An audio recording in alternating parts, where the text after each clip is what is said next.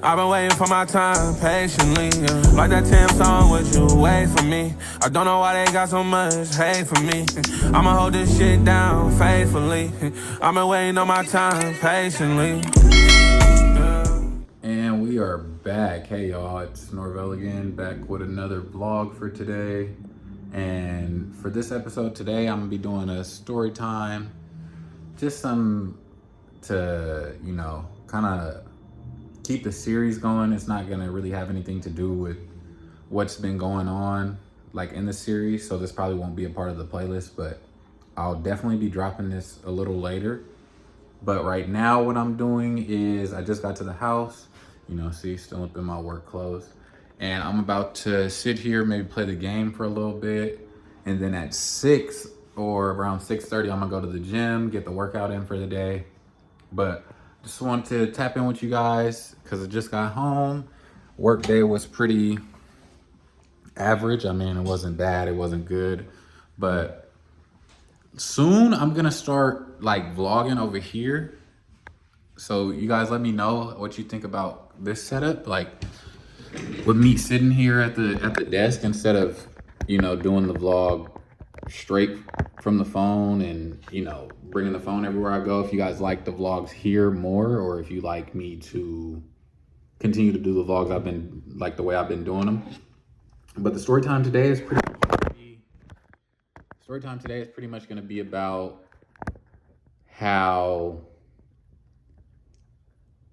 I learned that everybody ain't really your friend. Like, you'll go through life and you'll meet so many people. Sorry, these glasses is hard, but let me take these off. You'll go through life and you'll meet a lot of people that claim to be your friend. These is people that you associate with, or you might have met through another associate of yours. Like you guys know how it goes when you friends with somebody and they got a group of friends and y'all be in a group, and then y'all finally hang out together, and then you start becoming friends with the other group.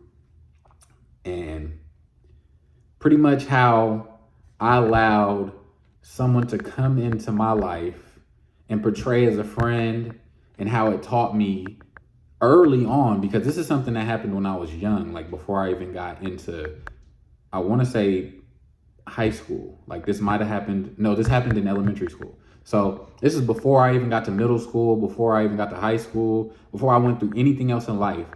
This is one of the first lessons I learned, because I've always gone through life with a big heart. My mom has always taught me to, care for others, be respectful of others. Don't judge people for what they look like or how they are. Like, judge them based on their character, like the merits of their character and their morals. So I'm gonna go and change right now into something a little more like either to my gym clothes or some sweats or something, and then I'll be right back with you guys, and I'll get into that story time and tell you guys pretty much how you can go from genuinely just normal kid, like normal kid, don't have to worry about nothing. Parents take care of you. You go to school. But the only thing that you have to worry about is kid stuff. No, at this point in my life was when I started to realize that you can't just be a kid no more. Like, yeah, you're still young, but there's a certain level of responsibility that you gain when you go through something like this. So I'll be right back with you guys. And just like all the time, I appreciate you guys for tuning in. Like, comment, subscribe, and share to anybody that you feel like will like this channel. And I'll be right back. See you guys soon. All right, y'all. So just finished getting comfortable into some home clothes. Gonna be going to the gym soon. But I just wanted to give you guys this story time. So I'm gonna start from, where should I start? I don't even know. So when I was younger, we lived in a neighborhood where most of the kids in our neighborhood went to the same elementary school. Because in some areas, there's like 3 or 4 elementary schools you can go to, and people will go outside the district, stuff like that. But in our neighborhood specifically, everybody that lived in the neighborhood, and I mean everybody, like everybody lived super close to the school. So I lived around the corner. Jesse lived probably less than 7 minutes away walking. So if you're in a car, it's you there.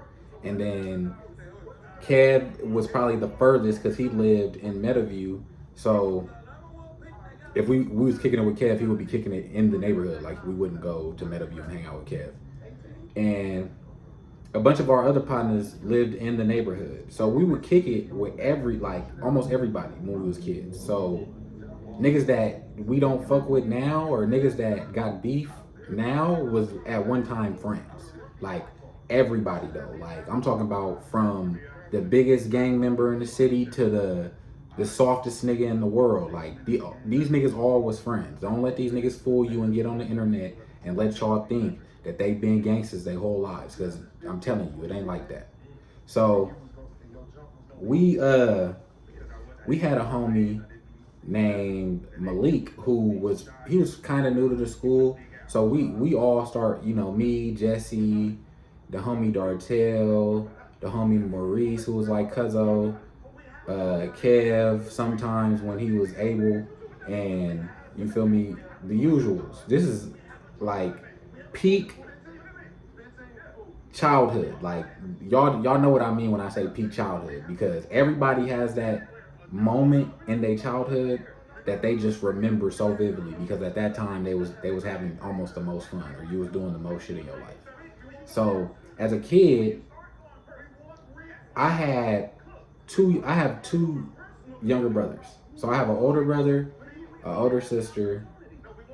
I got other siblings from my dad, but like with my mom specifically, I have an older brother, an older sister, a younger sister, and two younger brothers. And my first youngest brother has usually kind of followed in my footsteps. So he was big on sports, going outside, playing at the park, hanging out with his friends, like stuff that I did as a kid. He gravitated to also. So we was real close when he started to get a little older, and we're even closer now, like all my siblings. But me and my little brothers are close. So like he was on my football team at one point. This was my dog, and my youngest brother kind of gravitated more towards the lifestyle of my older brother. So my older brother is a gamer. Like he played a game. He be watching, like he the one that got pretty much all of us onto YouTube. He be streaming.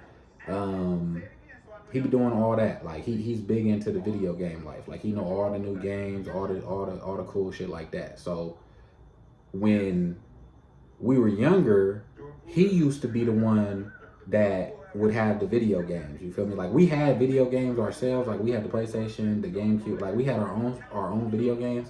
But there was a time in our lives where he specifically had, like, this is his game. It's in his room. You don't play his game. And after a while, when he start moving out, because he's older. Like my older brother is 32. Nah, he older than me.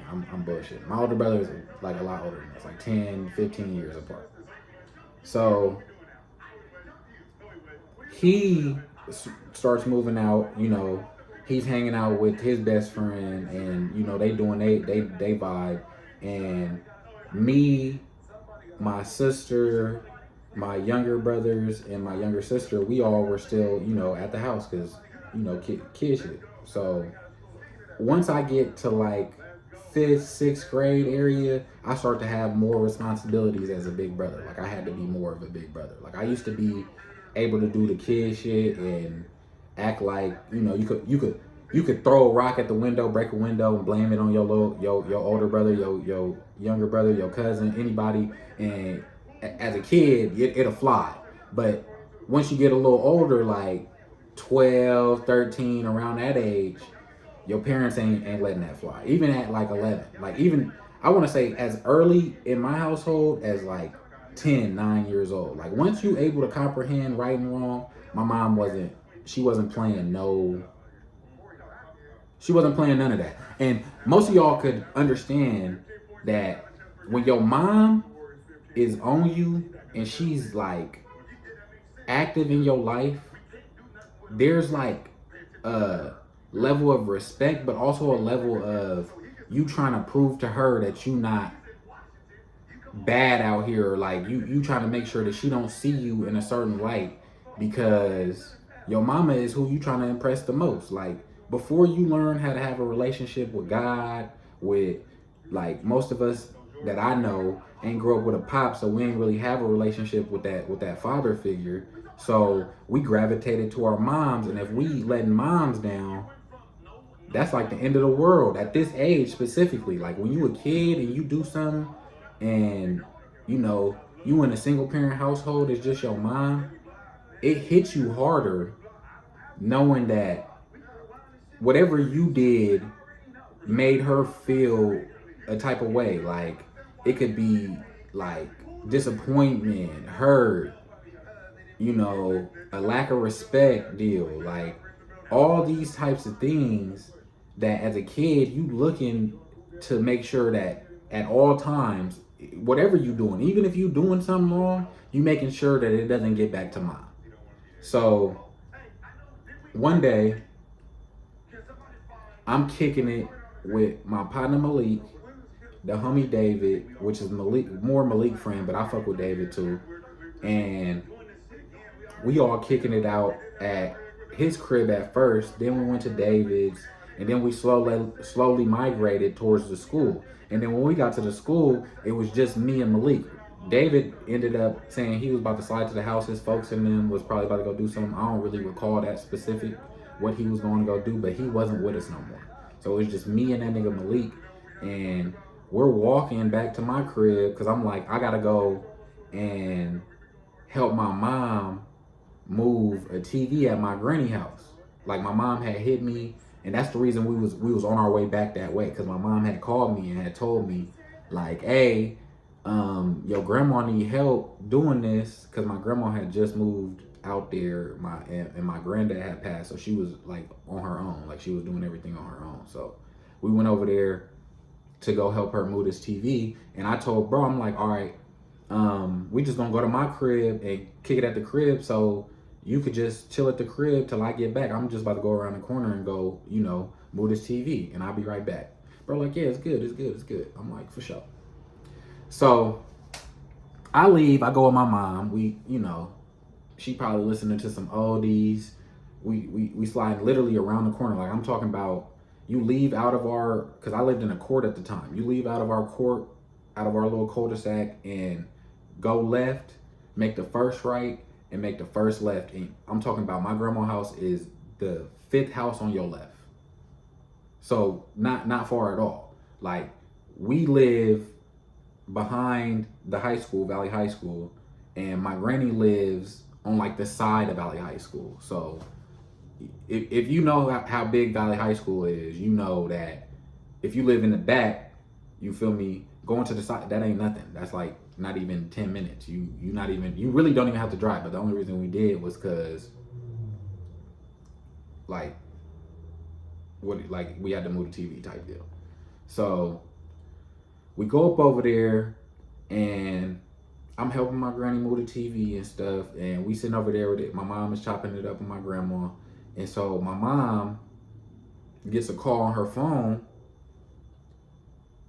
and I think it's either from my stepdad or my brother, but somebody calling her, telling her that my little brother is crying because my homeboy just came over there and stole his video game. And when I tell y'all, I didn't hear this full part yet, but I heard that she was on the phone getting loud and getting irritated. Like she's hot. So she come out and she's like, come on, we going back to the house. So we go to the house, and as soon as we get to the house, my stepdad is out there screaming at me like where the fuck was you at? Like your partner just came up in here and took your little brother game and all this other stuff. Like they going hard on me, going hard. Like I'm talking about, as a kid, I'm looking at this and I'm stuck, because I was here.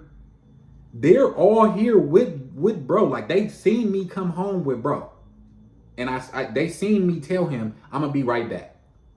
And they're like my mom, my older brother, and my stepdad. They all going in on me. I'm talking about barking nonstop.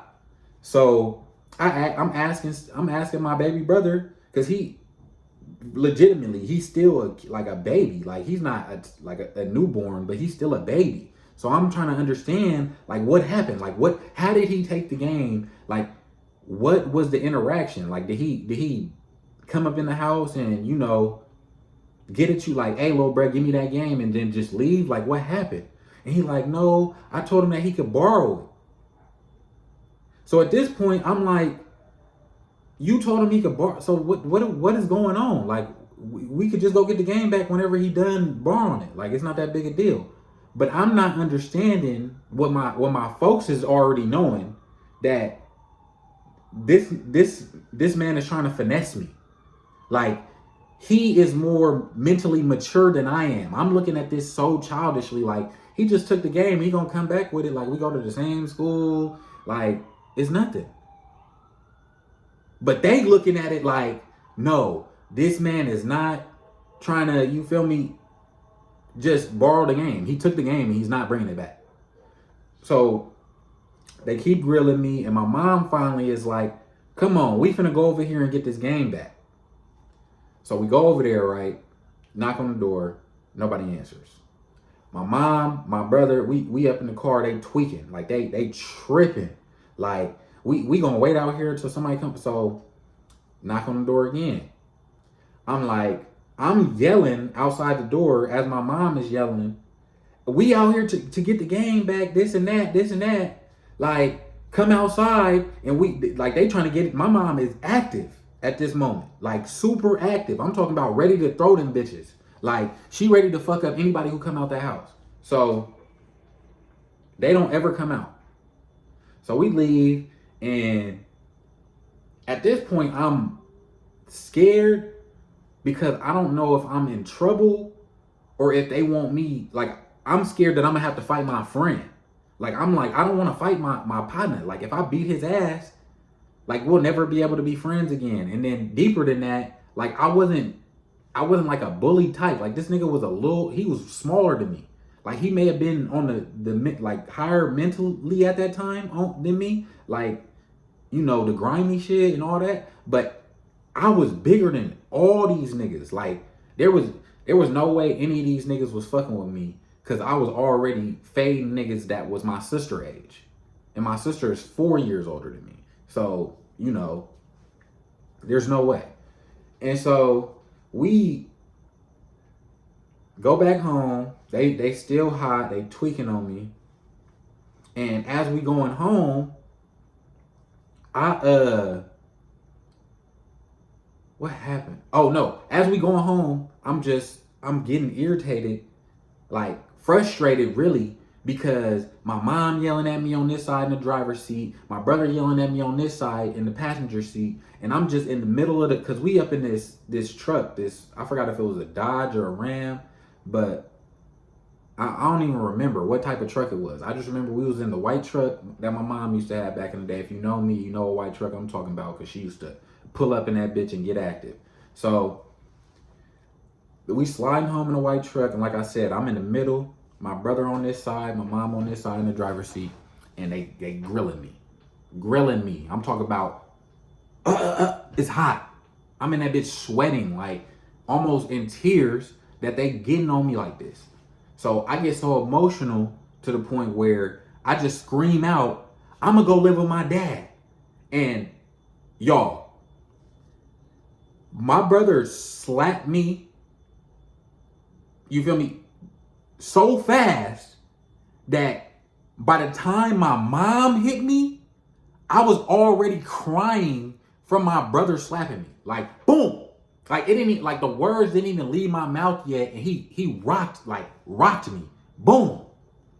I'm crying. Boom, my mom hit me. Boom, I'm just crying. I'm talking about I'm done for the rest of the year. I don't want don't feed me no food. No, look, I'm not taking no showers. I'm full kid mode. Like, I'm done.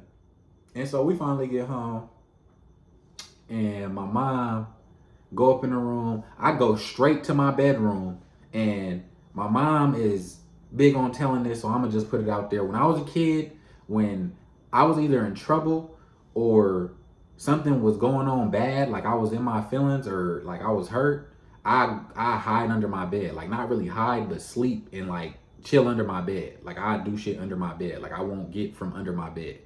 So I go home, get under my bed, and I'm crying, and I'm just thinking like like in my head I'm thinking I'm stupid for letting this man come over here and finesse my little brother. So I start to get irritated. And I'm like, as soon as I get back to school and I see him, like it's over. Like I'm finna demolish bruh. And I'm telling everybody, like I'm texting everybody, telling them what's going on. I'm texting Dartel, I'm texting all the homies, Maurice, I'm hitting everybody up. Like when y'all see Malik, let him know that I'm gonna need that fade, like immediately. Like I'm finna beat the dog shit out this nigga. And I ended up hitting him on Facebook saying the same, like going crazy. I'm like, when I see you, bro, it's over. I'm gonna knock your head off your shoulder. I'm getting super active. And the next day, I guess his mom had, talked to him, found out what was going on. And so she walked with him from their house to our house.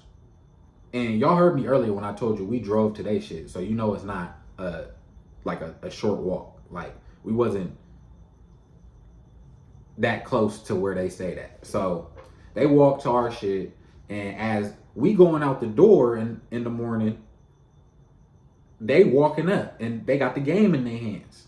And his mom is talking to my mom like, oh, I apologize. Like he said that your son let him borrow it, and my mom is, she's being an adult. She's like, no, yeah, it's not your fault. Like it's no disrespect on you, but I come home, my son is crying, and all we know is your son took the game, and we come over there and nobody's answering the door, and like we just not understanding what's going on. And I'm still fuming, like even from the night before, like I'm fuming. I'm ready to lose it. Like I'm ready to just beat him up right in front of his mom.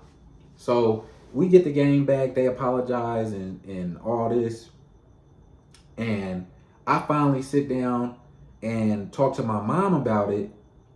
And when she break it down to me, like, it wasn't that, like, it was your fault. It was your friend. And, it's not that we were mad at you. We were just irritated with having to deal with this and then having to put you in this situation. And I was just like, at the time, I wasn't receptive to it because I was still so mad that one, my mom put her hands on me, and two, that I had to go through all this just over a video game that was gone for a day. But then as I got older and I start having new friends and dealing with other people and having these other experiences, I start to understand why my mom, my older brother, and my stepdad was on my head so hard about that. Because in real life, he could have took that game and stole it, and it could have been just that. But it was the fact that I allowed somebody that I said I trusted and was my friend come into our household and take something out without my permission, my mom's permission, or my stepdad's permission, just a kid's permission. And I'm telling y'all, I felt so dumb once I realized why they was mad, because I was like, I would be pissed off if today one of my grown partners came over my house and something came up missing. Even if they didn't take it, I would be mad because I'd assume off the rip it's somebody who has been around me. Like there's not too many instances where I'm having a group of people at my house, or I'm doing parties, or I'm bringing randoms into my space because of this specific incident. Like I learned at that young age that you can allow somebody to come around you and y'all can hang out and y'all can kick it, but when it comes to your safe space, like your sanctuary where you gonna be laying your head at, you usually want to keep that private to your family, like your close relatives and your close friends. Like, and I'm talking about friends that you've known will allow the same as you. Like, you can come over and lay on my couch, like, or you can come over and you can have my bed, I sleep on the couch type deal. Like, those types of people where you don't have to sleep with one eye open wondering if they gonna leave out the house with all your shit. Because my mom had to deal with it, like with my dad. Like, as a kid, we came home one day and all of our shit was gone. Like, somebody had robbed our house, and my mom never flat out said that it had something to do with my dad. But once you get old enough and you start to, you deal with, like I said, you deal with this, and then you go through other shit and you start to see how motherfuckers will move. And I'm talking about people that you call family. Like, it could be your loved one, your best friend, your cousin, your brother. It could be anybody. And if you don't know their true intentions, if you don't know their true morals and values, they will stab you in the back quicker than somebody you don't know. And that's real talk. Like, to know that I had a friend in my life that was willing to do something like that to me has stuck with me even to this day. Like, that's the whole point of this series, is to give y'all these experiences so y'all can understand, one, why I'm even making this channel and where it's going, and two, so you can understand who I am as a person.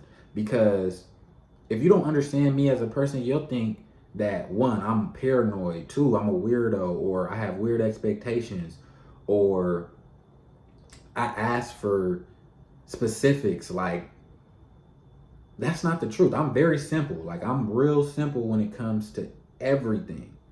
It's just so much that has happened to me that has created almost like layers of a cocoon that, unless you are able to get inside, you won't really know who I am.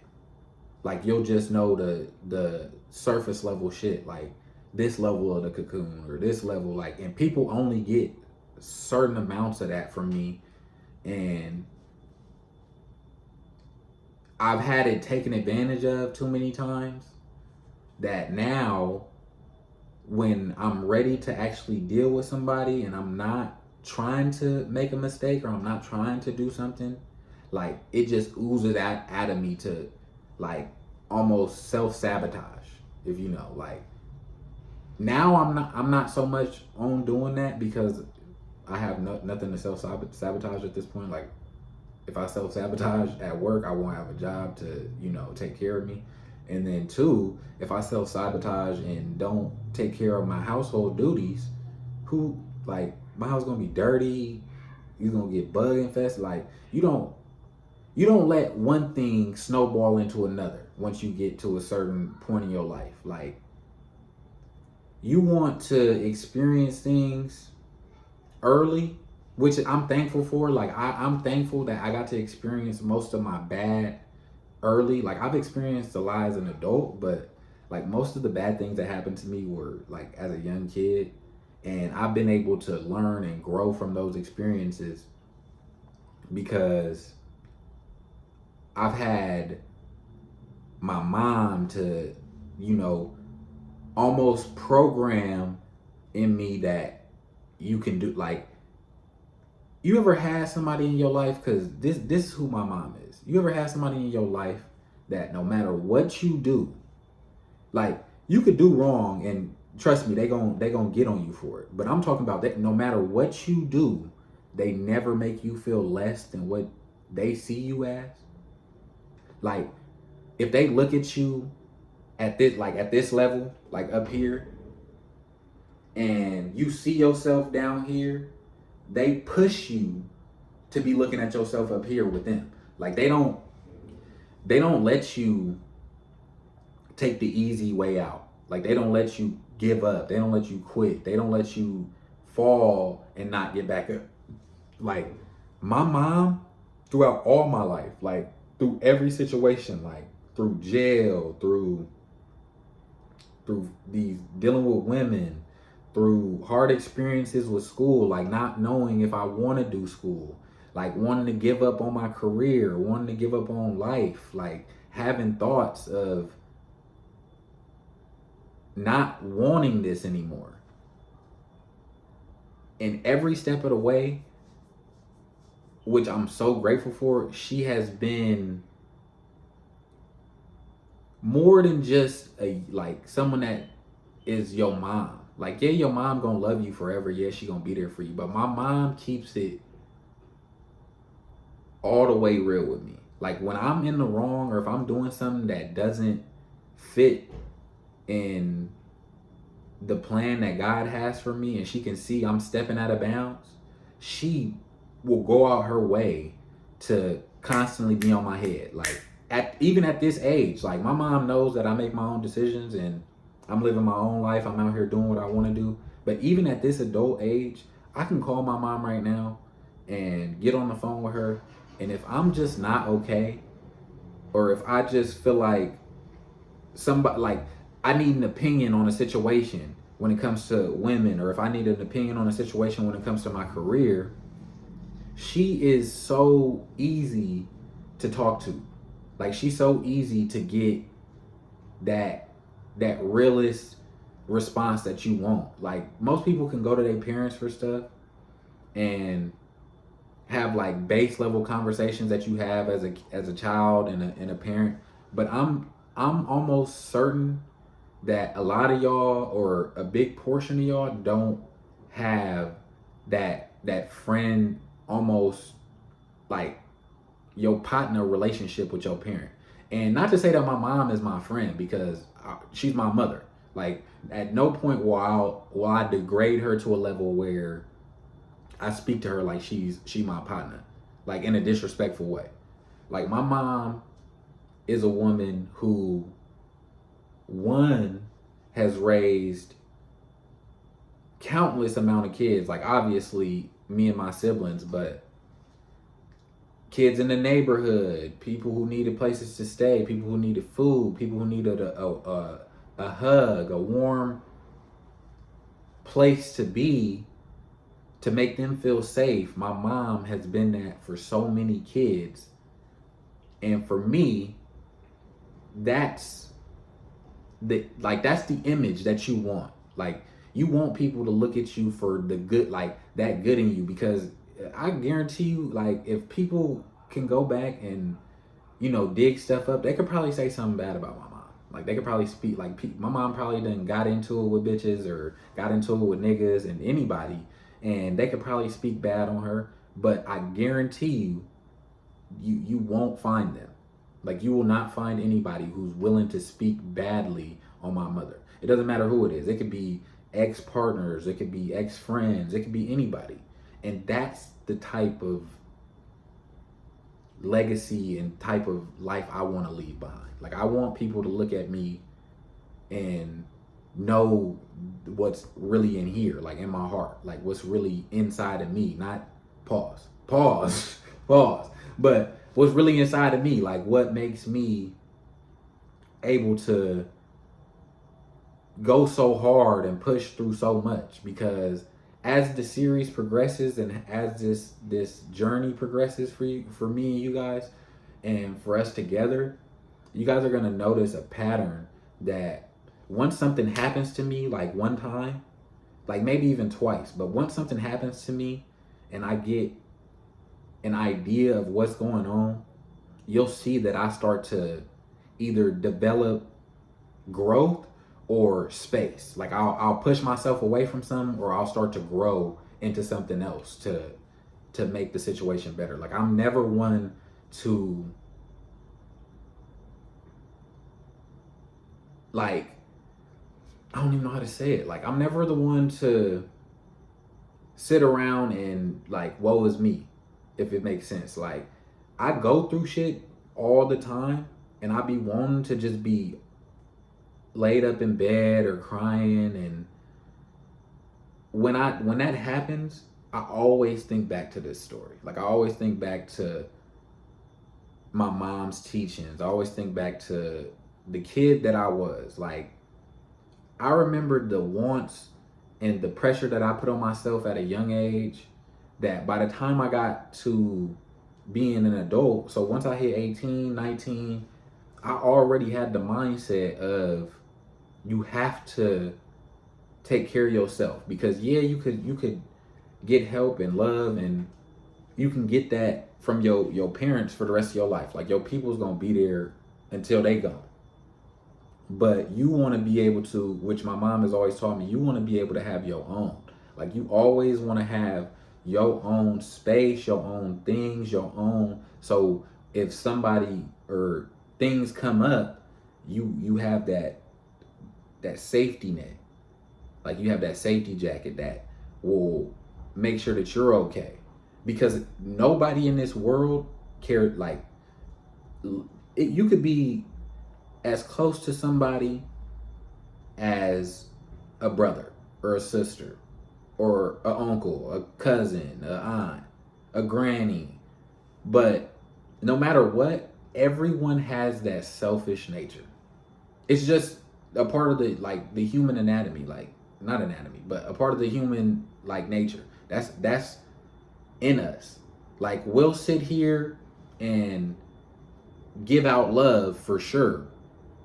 We'll look out for other people, we'll care for others, but if that affects how you live and affects how you feel, you like most people will be selfish in that sense. Like they won't allow something that will hinder or hurt their life to helping others.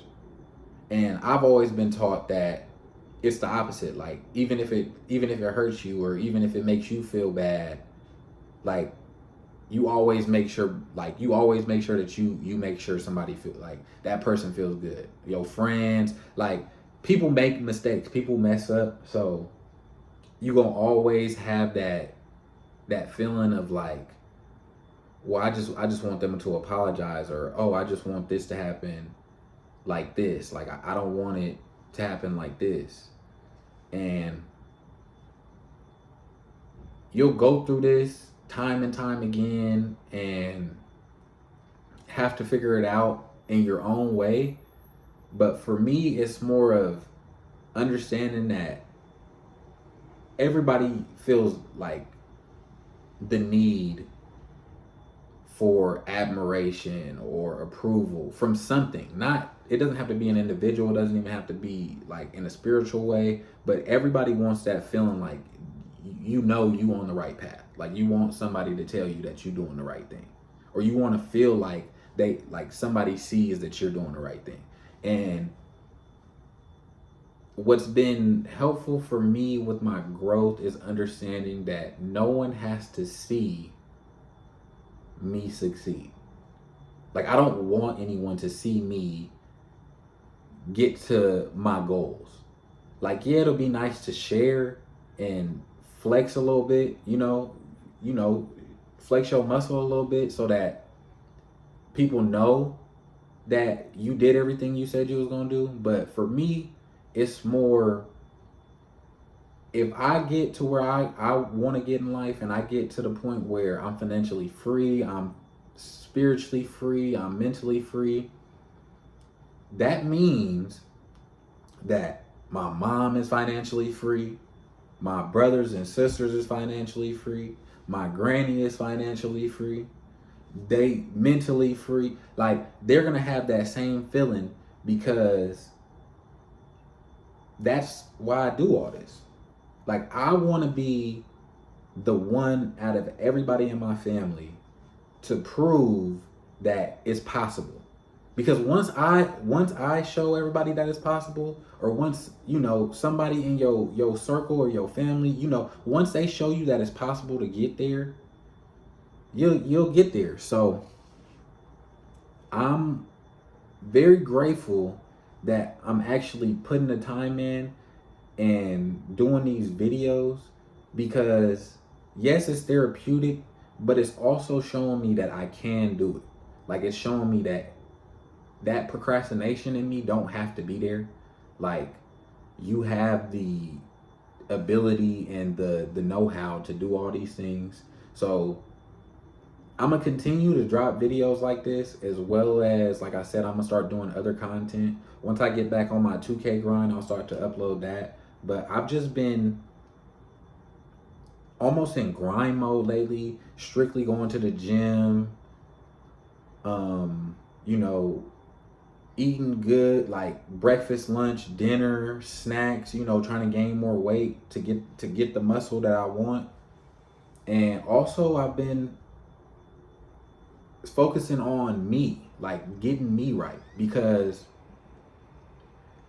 I've pushed myself into so many situations where I'd be thinking I'm ready and I'm not.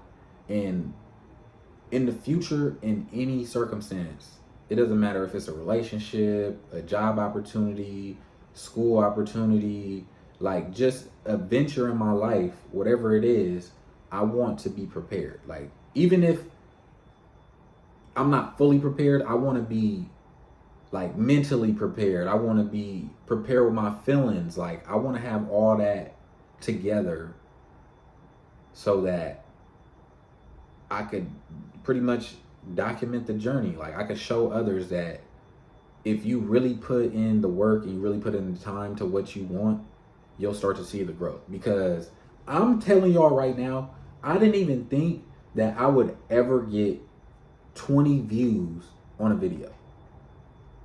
One of my reels on Instagram got 429 or 416 views. I almost was juiced, like, whoa, like what is going on? And it's a clip from my YouTube. So it's like, it's making me like go even harder. Like, am I going in the right direction? Like, is this right? So again, I'm gonna tell y'all always, I appreciate the support, man. Like, y'all have no idea what it means to me to have people watching me pretty much express things that men like me or people like me, niggas like me, usually will never do. Like, there's a million niggas like me out there right now that probably feel the same way, but they'll look at this shit like, oh, he a lame, he a weird, this nigga on here crying, he bitching. Like, whatever y'all think is y'all opinion. I just know that as of lately, I could be in such a worse mood. Like, I could be so much more depressed, more anxious, just fearful of what's gonna happen in the future. But I've been literally living in the moment, like taking every moment as it comes. Like, so, like I said, I'm forever grateful that you guys are tuning in and keeping up with the stories, keeping up with the vlogs, keeping up with the journey. And I'll most likely be dropping another story time after this one. That one will actually like get back to the series Veil Out of Shell, like the story of how I got here now. So I'll probably go back and start talking about like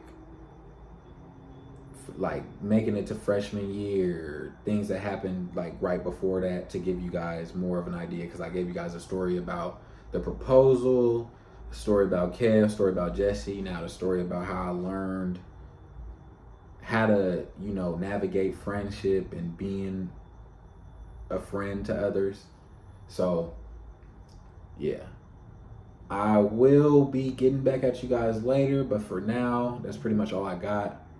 And I want to also give a shout out to my little sister Janae, my brother Mar, my mom, my brother Nathan, my sister Shantice, my sister Tosh, Kevin, Jesse, Talia, Trayvon, you know, all my peoples out there that's just been with me every step of this journey, from heartbreak to triumph, pretty much. Like, I love y'all. I love the community. You know, VOHS, Veil Out of Shell gang. we going up all 2025. So if y'all think this is just gonna be a one-off thing, or we just gonna, you know, stay stagnant doing the same thing over and over again, that's done. We moving with a purpose this year. We moving with a purpose that we haven't had in such a long time, that now that switched and flipped, your boy is on it. So stay tuned for that next video, and I get back at you guys in the next one. All love. And I serving best bitch, I'm in this bitch with bass kids. Bass kids, answer your motherfucking phone. Let me talk, let me vent. How many talking cash? I'ma show off every diamond cause I never had. Always wanted me a bank.